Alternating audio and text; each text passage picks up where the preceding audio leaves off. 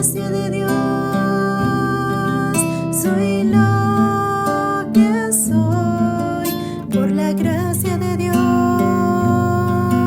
tengo su amor.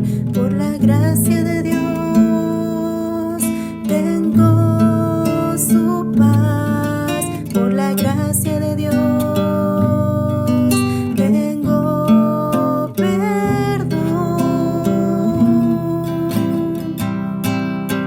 Por la gracia de Dios soy lo que soy. Por la gracia de Dios tengo su amor. Por la gracia de Dios tengo su paz. Por la gracia de Dios tengo perdón.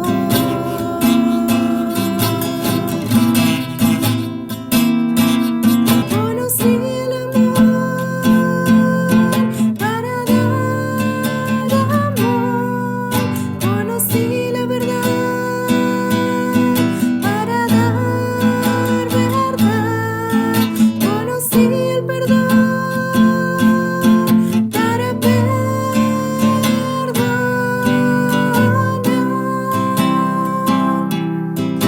Conocí el perdón para perdonar.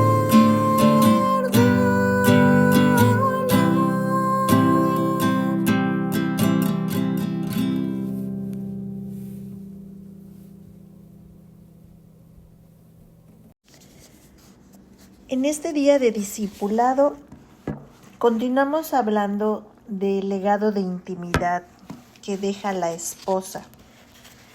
Es parte de el estudio que estamos haciendo del legado de la feminidad bíblica, escrito por Susan Hunt y Barbara Thompson. Hoy vamos a hablar acerca de la capacidad para amar. Las bodas son un preámbulo de la celebración eterna entre nuestro novio celestial y su novia.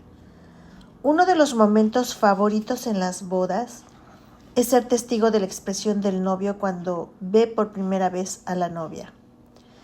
Su semblante de adoración anticipa la consagración de Jesús a su novia. Pablo capta este momento y lo entreteje de una forma magistral con los elementos destacados de lo que significa que una novia ame a su esposo. Vamos a leer Efesios 5, 22 al 33. Las casadas estén sujetas a sus propios esposos como al Señor, porque el esposo es cabeza de la esposa, así como Cristo es cabeza de la iglesia, y Él mismo es salvador de su cuerpo. Así que, como la iglesia está sujeta a Cristo, de igual manera las esposas lo estén a sus esposos en todo. Esposos, amen a sus esposas, así como también Cristo amó la iglesia y se entregó a sí mismo por ella, a fin de santificarla, habiéndola purificado en el lavamiento del agua, con la palabra, para presentársela a sí misma una iglesia gloriosa, que no tenga mancha ni arruga, ni cosa semejante, sino que sea santa y sin falta.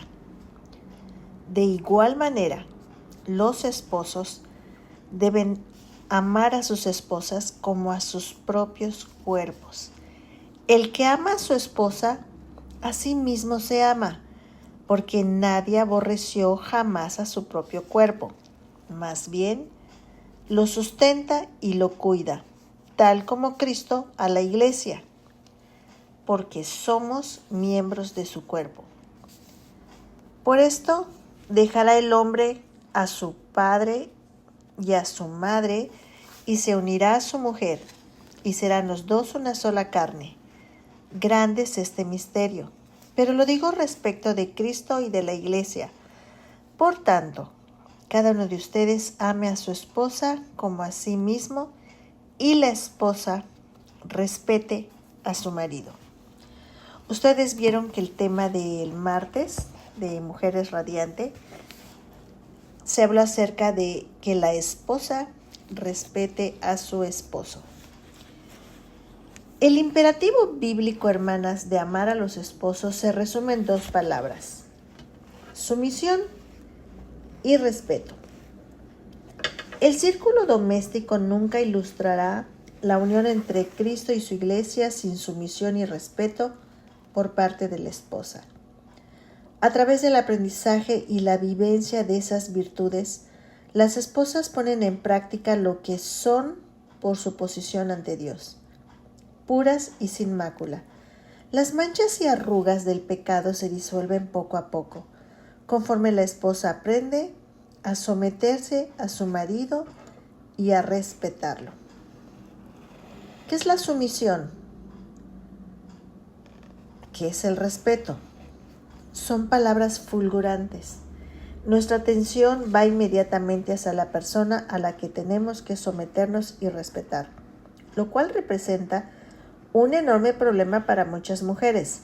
Además de nuestra resistencia interior, hay una oposición externa considerable.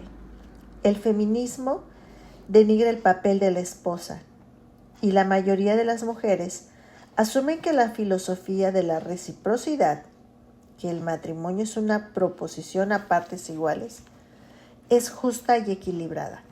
El sugerir que las mujeres han sido llamadas a la sumisión y al respeto invoca estereotipos de mujeres confundidas y sin mucho entendimiento. Con gran exactitud teológica, las Escrituras rebaten esta falacia al mostrar que estas virtudes tienen un propósito en el reino. Son un medio para glorificar a Dios y extender su reino. Las Escrituras no exhortan a la mujer a tener este tipo de conducta al margen de una exposición clara del propósito y el poder del Evangelio. El paradigma bíblico siempre empieza con Dios y emana de Él. La sumisión y el respeto no son una reacción al carácter del esposo, sino una reacción al amor de Dios y un reflejo del carácter de éste. Pedro antecede este llamado a la sumisión y al respeto de las esposas con gratitud por nuestra herencia en el Evangelio. Vamos a leer, amadas hermanas, lo que dice la palabra de Dios en 1 de Pedro 1, versículo 3 al 5.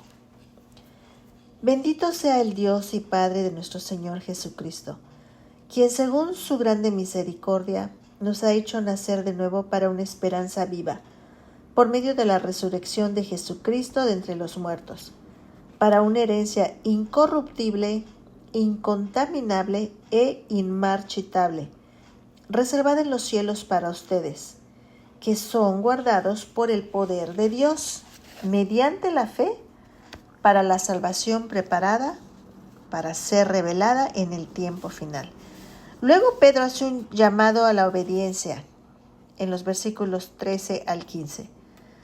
Por eso, con la mente preparada para actuar y siendo sobrios, pongan su esperanza completamente en la gracia que le es traída en la revelación de Jesucristo.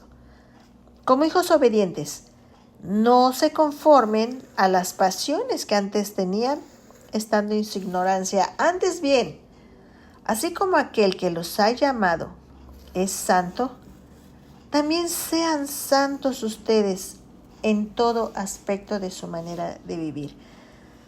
Hermanas, Pedro hace otro recordatorio de la razón del Evangelio para la obediencia. Nos vemos en los versículos 18 y 19. Tengan presente que han sido rescatados de su vana manera de vivir, la cual heredaron de sus padres, no con cosas corruptibles como oro y plata, sino con la sangre preciosa de Cristo, como de un cordero sin mancha y sin contaminación. Por lo tanto, amadas hermanas, Pedro apunta a nuestro destino en el capítulo 2, versículos 5, 9 y 10. Nos estamos enriqueciendo de la sabiduría de Dios para que como esposa dejemos un legado a través de la sumisión y del respeto.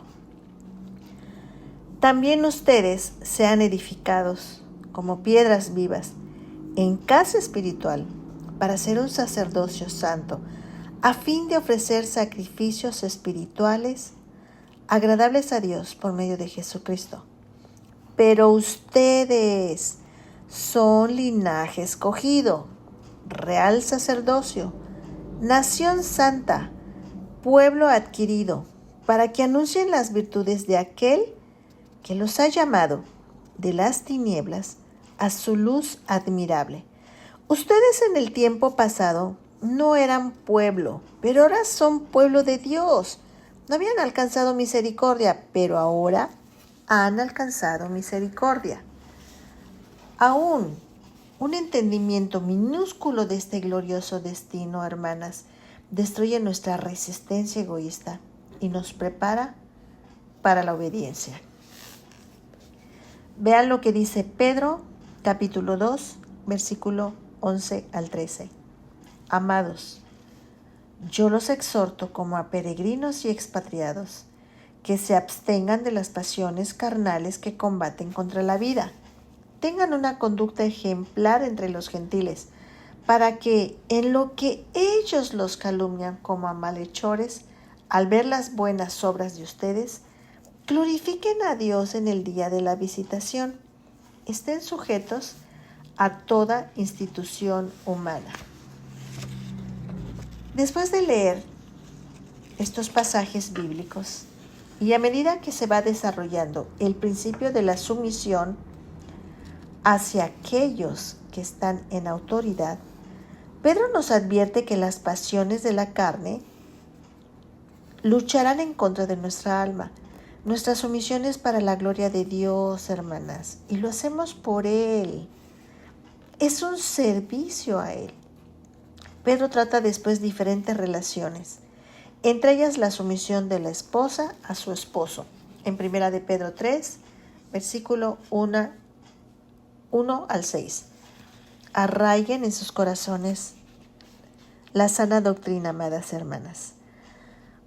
Pedro dice, así mismo ustedes, mujeres, estén sujetas a su marido, para que si algunos no obedecen a la palabra, también sean ganados sin una palabra por medio de la conducta de sus mujeres, al observar su manera de vivir reverente y casta.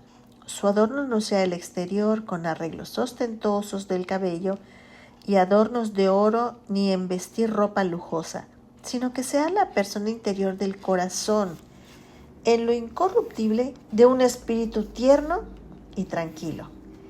Esto es de gran valor delante de Dios, porque así también se adornaban en tiempos antiguos aquellas santas mujeres que esperaban en Dios y estaban sujetas a su propio marido. Así Sara obedeció a Abraham llamándole Señor, y ustedes han venido a ser hijas de ella si hacen el bien y no tienen miedo de ninguna amenaza.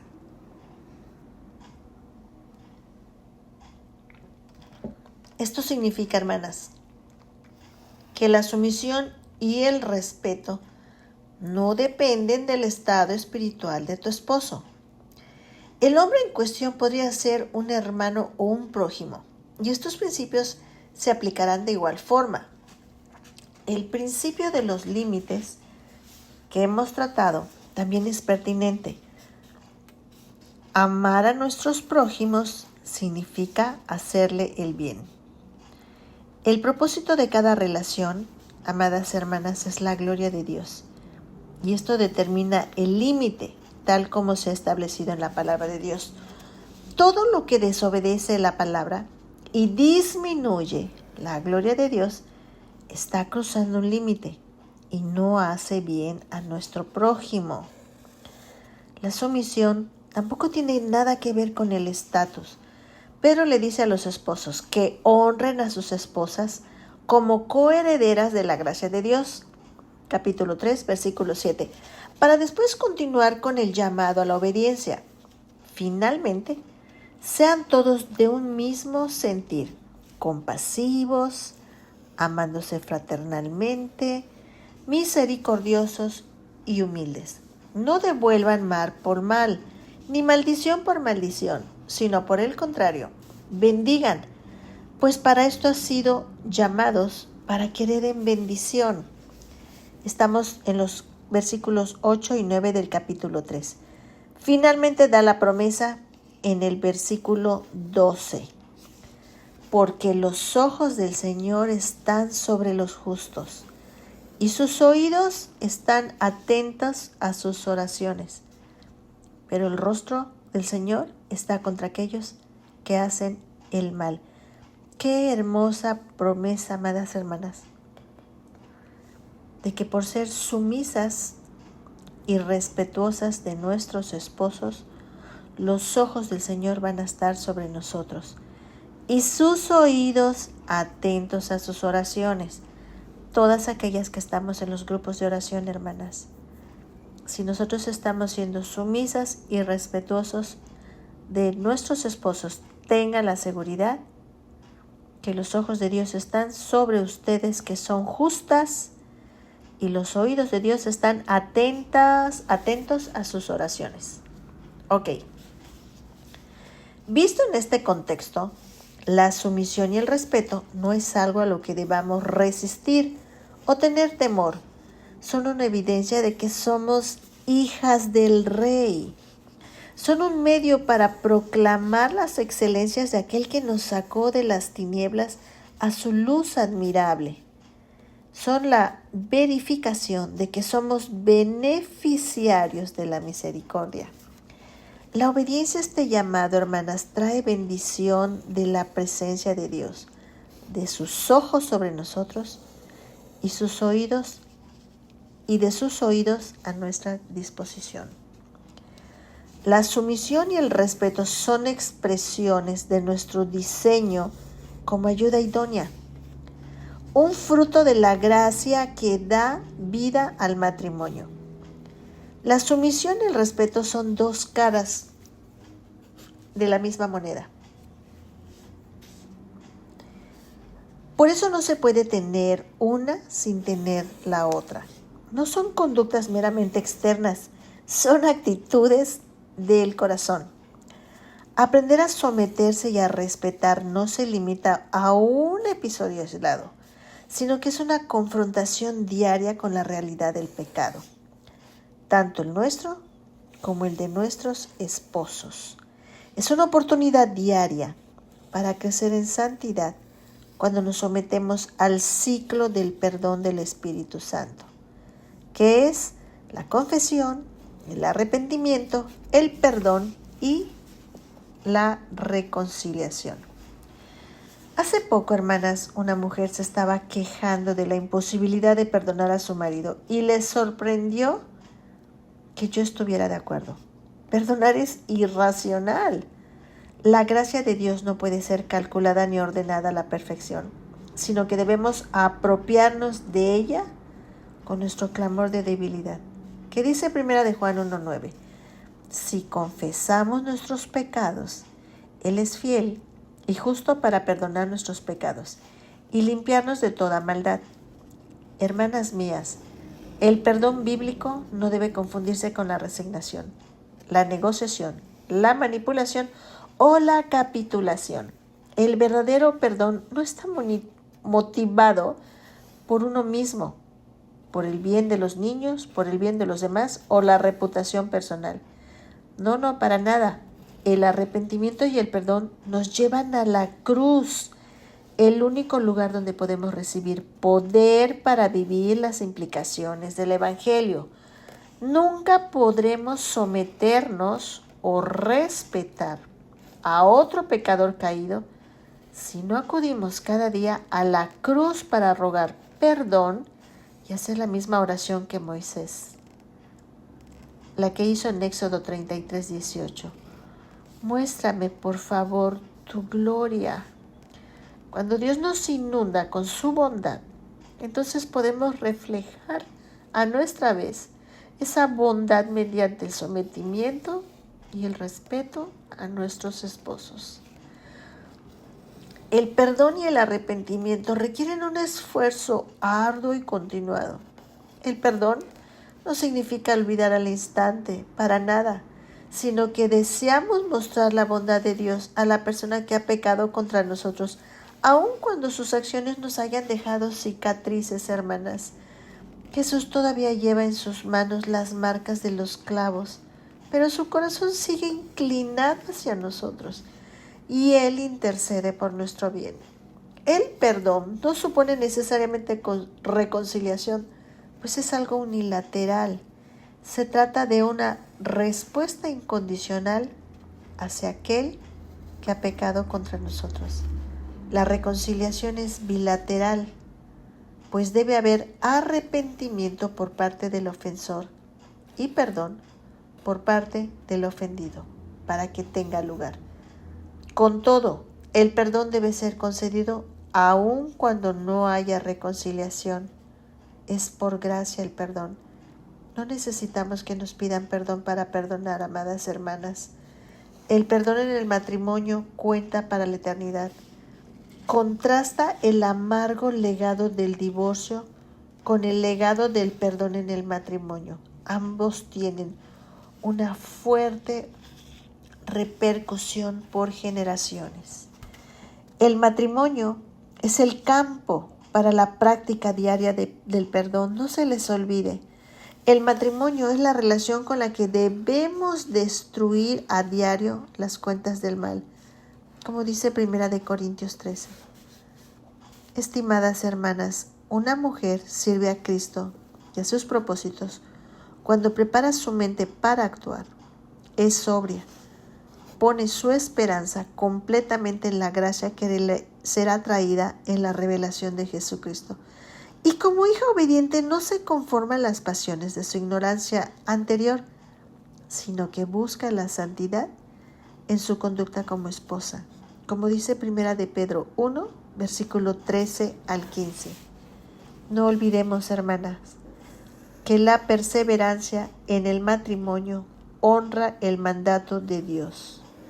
Lo que Dios ha unido, no lo separa el hombre.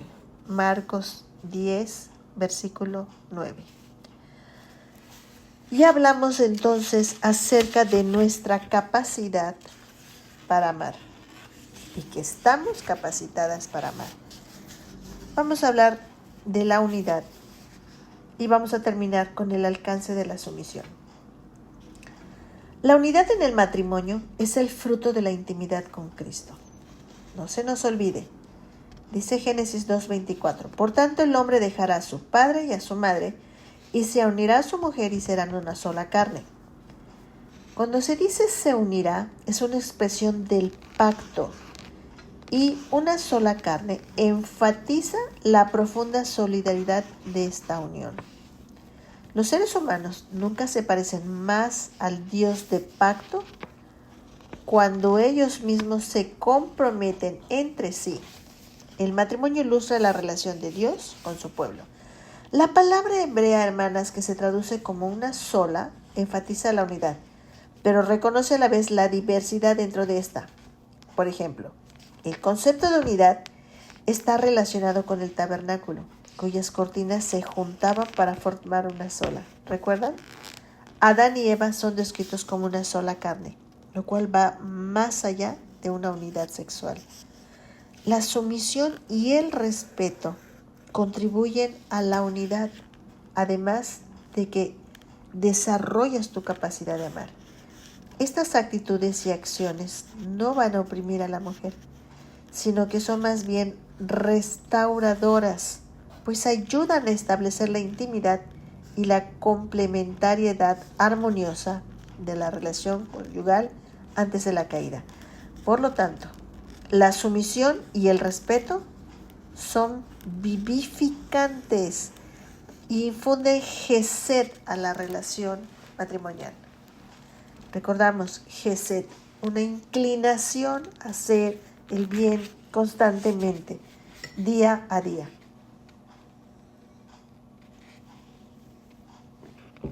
Terminamos este tema con el alcance de la sumisión. Debemos ir a las profundidades del Evangelio antes de poder aceptar con gozo el concepto de la sumisión. Cuando Pablo escribió a los Corintios, Acerca de la resurrección, concluyó con esta tajante afirmación en 1 Corintios 15, versículos 22 al 25 y también el 28.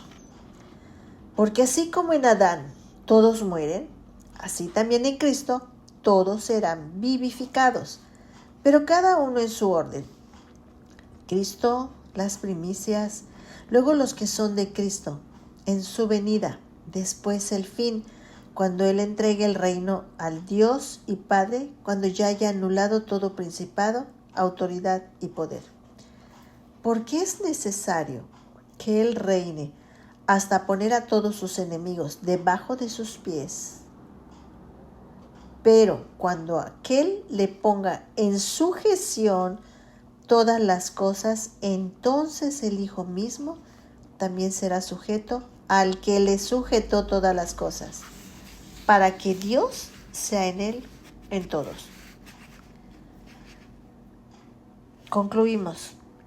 El hecho de que el Hijo se someta al Padre, hermanas, no significa que el Hijo sea inferior en dignidad y en esencia, más bien es su obra mesiánica. El Hijo se somete a la voluntad del Padre. Pero el punto culminante de la obra mesiánica y sometida de Cristo fue la conquista total de sus enemigos, para que Dios sea el todo en todos y para que su dominio absoluto sea universalmente reconocido. Hasta que Dios, amadas hermanas, no sea nuestro todo en todo, la sumisión nos parecerá severa. Cuando tengamos una perspectiva del reino, la sumisión será espléndida.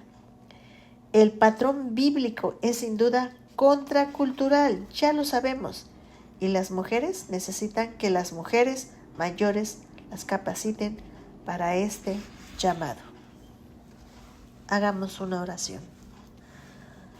Amado Padre, gracias por llevarnos a través de tu palabra a mostrarnos la capacidad que nos has dado para amar. Gracias por hablarnos hoy de nuevo de la sumisión y el respeto, que es una reacción al amor tuyo y es un reflejo de tu carácter. Te damos gracias por la herencia del Evangelio, Señor. Y gracias por enseñarnos a servir a Cristo y a sus propósitos cuando nos preparamos en nuestra mente para actuar, para amar y para estar en unidad. Gracias porque el Dios de pactos se ha comprometido entre sí para ilustrarnos el matrimonio que ilustra la relación de Dios con su pueblo. Muchas gracias, Señor, por manifestarte en nuestras vidas y enseñarnos que la sumisión y el respeto contribuyen a la unidad y que es restauradora, Padre. La sumisión y el respeto para tu gloria son vivificantes e infunden gesed en las relaciones matrimoniales. Sé tu Dios, nuestro todo en todo. Glorifica a tu Hijo, Señor, y ayúdanos a vivir vidas contraculturales. En el precioso nombre de Jesús te lo pedimos. Amén.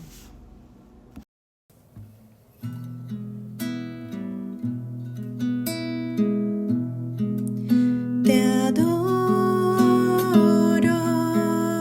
mi gran Señor, nadie como tú.